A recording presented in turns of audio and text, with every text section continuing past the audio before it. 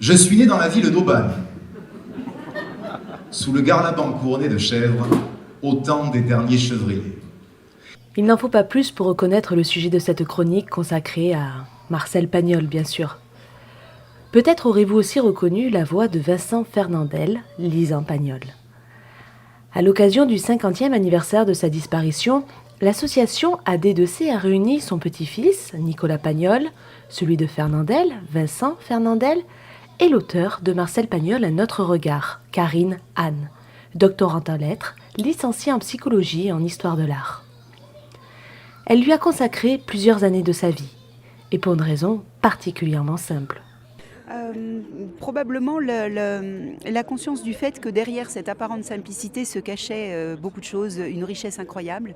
Et j'ai eu envie effectivement de travailler d'abord sur l'humain, c'est-à-dire sur l'amour dans l'œuvre de Pagnol, parce que c'est un amour polymorphe, c'est à la fois l'amour d'un homme pour une femme, l'amour d'un père pour un enfant, d'une mère aussi, il y a beaucoup de cellules monoparentales chez Pagnol, l'amour d'un pays, l'amour d'une terre, donc c'est une direction que j'avais envie de prendre.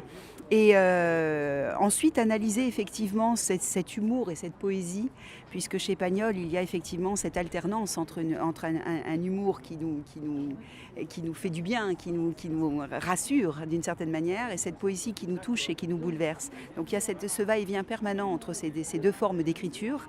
Et puis après, étudier effectivement son style. Et donc effectivement, c'était 7 ans d'études, et des années plus tard, ça a encore été une année pour réécrire ce livre, et je me suis plongée dans toutes mes recherches avec un bonheur indicible, et j'ai retrouvé cet auteur, enfin c'est un peu réducteur, ce créateur qui me rend tellement heureuse, parce que approcher Pagnol, que ça soit par les films, que ça soit par les livres, que ça soit par le théâtre, c'est approcher la vie. La vie circule, voilà. Et quand on a terminé, quand on termine le film, quand on finit un livre, il y a une sorte d'énergie qu'on garde encore sur plusieurs jours, et ça c'est merveilleux.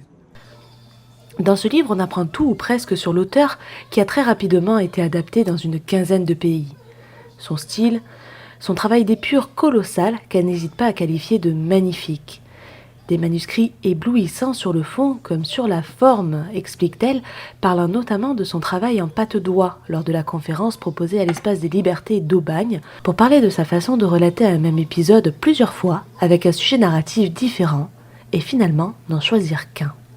De nombreux sujets sont abordés dans l'ouvrage qui nous permettent de regarder l'auteur non plus de l'œil de lecteur enfant ou adulte, mais avec une vision plus marquée sur qui était cet auteur prodige.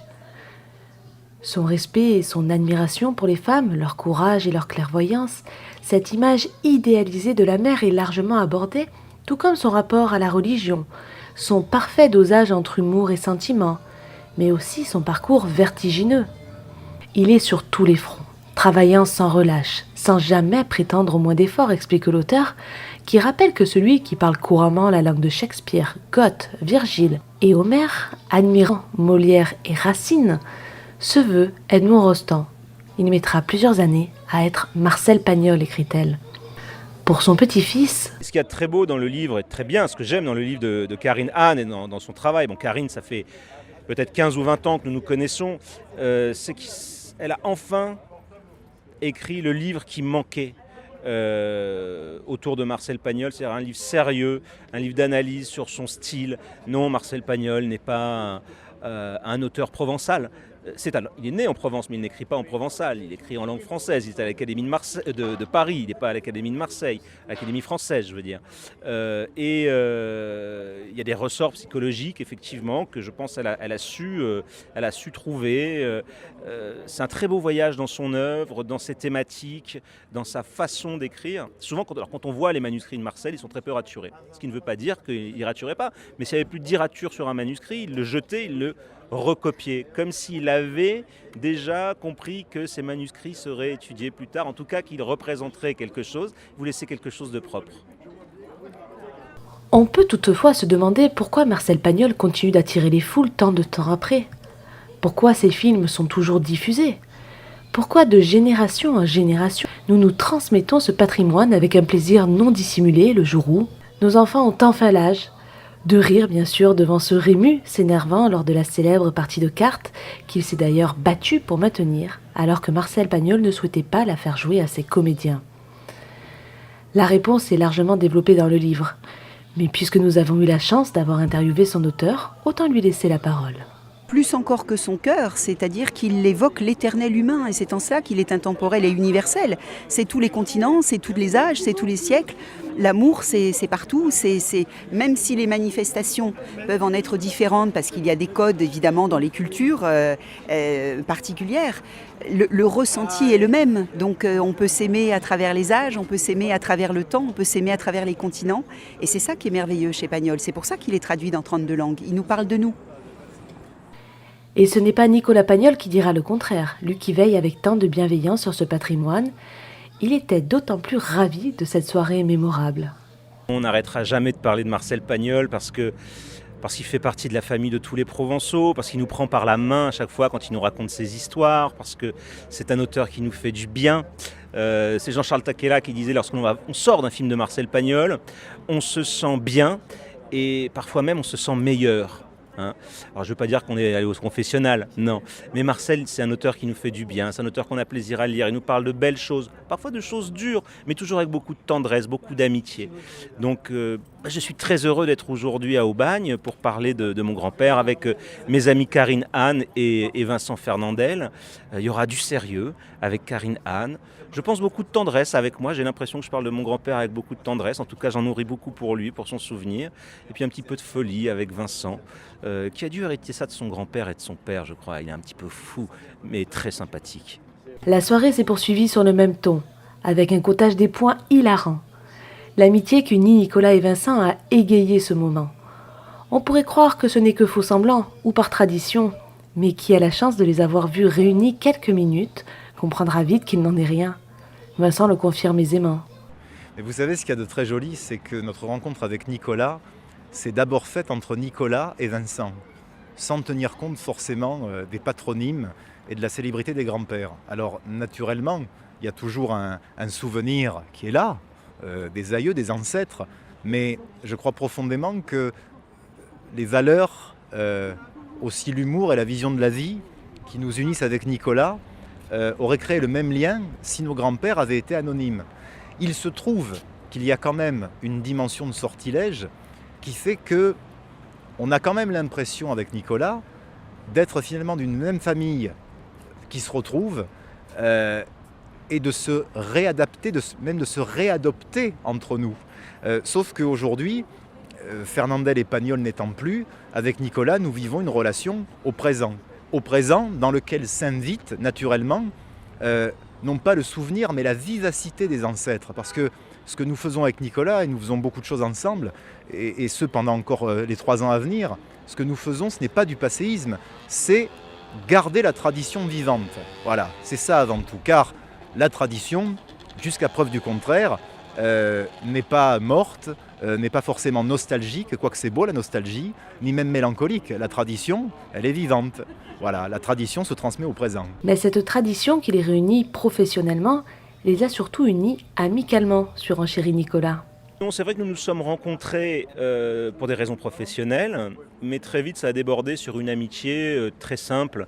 On parle pratiquement jamais de nos grands-parents, non, on parle de nos projets, on parle de nos amis, on rigole beaucoup, on aime bien se... Chamailler n'est pas le bon mot, mais enfin... On aime bien se piquer un peu, Vincent et moi. Je pense que les 2 grands-pères aussi aimaient bien ça, mais notre amitié n'a absolument rien à voir avec celle qu'a pu nourrir nos 2 grands-parents. Quoi qu'il en soit, je suis très content d'avoir rencontré Vincent. C'est une belle personne. Je m'entends très bien avec lui. Il a un humour très, très acide, ce qui me correspond bien. Un bon humour noir, voilà, ce qui me correspond bien. Et puisque l'amitié est là, puisque la symbiose est au rendez-vous, ces 2-là n'ont pas fini de faire parler d'eux. Une nouvelle aventure débute d'ailleurs à la fin de la semaine à La Ciotat. Bien, écoutez, moi j'ai la chance que Nicolas me fasse confiance pour être l'un des relais vocaux de Marcel, c'est-à-dire que je vais interpréter régulièrement dans des lectures ou dans des conférences certains extraits de Marcel. Et puis il y a aussi une grande nouveauté sur une idée de Nicolas, qui est un spectacle qui s'appelle Variations d'amour et qui est composé d'extraits choisis de l'œuvre de Marcel. Tous ces extraits parlent d'amour et nous allons tourner ce spectacle dont la première aura lieu le 19 avril à La Ciotat. Nous allons tourner ce spectacle dans le sud, en France et peut-être même à l'étranger. Un spectacle où j'aurai la chance d'interpréter des partitions magnifiques de Marcel accompagnées par un très grand concertiste au piano qui s'appelle Franck Sieup. Voilà. Et avec Nicolas, en plus de ces 3 années consacrées à Marcel Pagnol, nous avons également dans l'idée de faire des choses entre nous qui n'auront pas de rapport direct avec Fernand et Marcel, mais des choses qui vont rester dans le domaine naturellement artistique et qui vont sans doute à un moment donné relancer d'une manière nouvelle la dynamique de nos 2 familles, les Pagnol-Fernandel. Voilà. Parce que c'est ça qui est joli aussi, c'est de se dire, et maintenant nous 2, les petits-fils, qu'est-ce qu'on va faire de nouveau également? Et on en profite parce que l'amitié dans le milieu artistique, on a beau dire c'est une grande famille, en vérité, moi je vous le dis, je suis né dedans. C'est rare. La probité, la parole, la bonne entente, c'est rarissime. Et avec Nicolas, nous avons cette chance d'avoir un socle commun de valeurs. Ce qui fait qu'à mon avis, dans 10 ou 20 ans, on sera encore là tous les deux à vous parler de ce qu'on fait. Voilà. Et moi, dans 10 ans, après avoir relu tout Marcel Pagnol, tant ses interviews m'ont redonné envie de me plonger dans son œuvre, j'espère bien être encore à leur côté pour parler de leurs aventures, qu'elles soient en lien ou non d'ailleurs avec leurs aïeux. Pour vous quitter, je vous laisse sur la belle voix de Vincent, lisant un texte tellement beau de Marcel Pagnol. Étoile, je ne suis qu'une fille perdue, puisque je n'aime pas celui qui me nourrit et que j'accepte sa nourriture, et sa parole, et sa présence. Il m'a donné 1000 cadeaux, mais de cet homme qui m'adore, chaque cadeau est une gifle. Étoile, donnez-moi celui de qui chaque gifle serait un cadeau. Qu'il soit grand, qu'il soit petit, qu'il soit jeune ou qu'il soit vieux, qu'il soit riche ou qu'il soit pauvre, dites-lui que je l'attends. Et vous savez que je saurai ce qu'il faudra. S'il est malade, je le soignerai. S'il est faible, je le nourrirai. S'il est sale, je le laverai. S'il est savant, je lirai tous les livres. S'il est marin, je saurai l'attendre. Et s'il est roi, je serai reine. Car je suis comme une eau sur qui rien ne se penche, la source sans image qui attend son reflet. Et je ne vous demande pas d'être adoré. Étoile, faites que je l'aime. Donnez-lui seulement la patience de supporter mon grand amour. Car l'unique et noble richesse, ce n'est pas l'amour qu'on inspire, c'est celui qu'on a dans le cœur. Mais dites-lui qu'il vienne vite, parce que je n'ai plus de courage, que le désir d'aimer m'étouffe et que les nuits de mes 20 ans sont si noires de son absence. Il n'est pas venu aujourd'hui.